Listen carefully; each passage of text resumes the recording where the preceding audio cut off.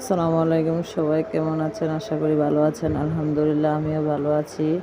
আজকে বানাবো পুডিং। সেজন্য 500 গ্রাম দুধ জাল করে ভালো করে ঘন করে নিয়েছি। আর এই পাত্রতে করব ক্যারামেল। ক্যারামেলের জন্য লাগবে চিনি। আমি চিনির পরিমাণ একটু বেশি দিয়েছি যাতে ক্যারামেলের কালারটা ভালো আসে। যদি আপনারা ক্যারামেলের কালার কম করতে চান চিনির পরিমাণ কম দিবেন, আর যদি বেশি করতে চান একটু বেশি দিবেন। আর পুডিংয়ের জন্য লাগবে 4টা ডিম আর পাউরুটি। আর আমি চুলাতে ক্যারামেলগুলা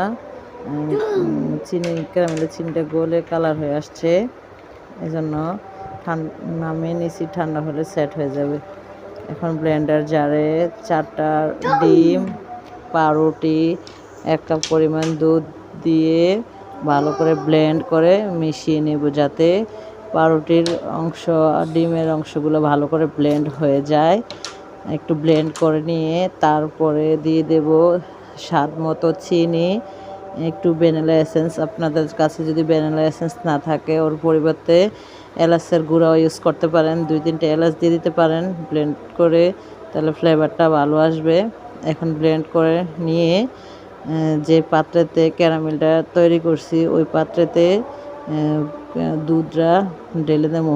এই যে ব্লেন্ডার জার থেকে দুধটা পাতিলে ঢেলে নিয়েছি। এখন চাকনি দিয়ে সেকে ক্যারামেলে যে পাত্রতে রাখা হয়েছে ওই পাত্রতে দুধটা ঢেলে দেবো। এখন দুধটা ফয়েল পেপার দিয়ে ভালো করে মুড়িয়ে, যাতে বাষ্পটা বাহিরে না আসতে যেতে পারে, সেজন্য ফয়েল পেপার দিয়ে ভালো করে মুড়িয়ে কড়াইতে বসিয়ে দেবো। আর কড়াইতে পানি দিয়ে আগে থেকে বসিয়ে দিয়েছি যাতে পানিটা গরম হয়ে আসে। পানিটা এখন কুসুম গরম হয়ে আসছে। এখন এই যে পুডিংয়ের যে পাত্রটা ওইটা ওইখানে বসিয়ে দেবো। বসিয়ে দিয়ে একটা ঢাকনা দিয়ে ঢেকে দেবো। 20 থেকে 30 মিনিট পরে দেখবো যে পুডিংটা হয়ে গেছে কিনা। এই যে পুডিং পুরোপুরি হয়ে গেছে। মাশাআল্লাহ, পুডিংটা অনেক সুন্দর হয়েছে আর একবার স্মুথ হয়েছে। পুডিংটা কালারটা অনেক সুন্দর হয়েছে। এই যে পুডিং 2 ঘন্টা রেস্টে দেওয়ার পর ফ্রিজ থেকে বার করলাম। পুডিংয়ের ফাইনাল লুক। চলুন দেখি পুডিংটা কেমন হয়েছে।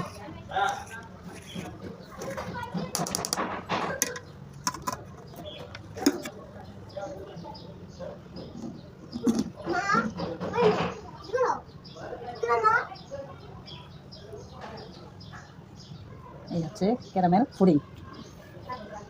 কালারটা অনেক সুন্দর হয়েছে, অসাধারণ।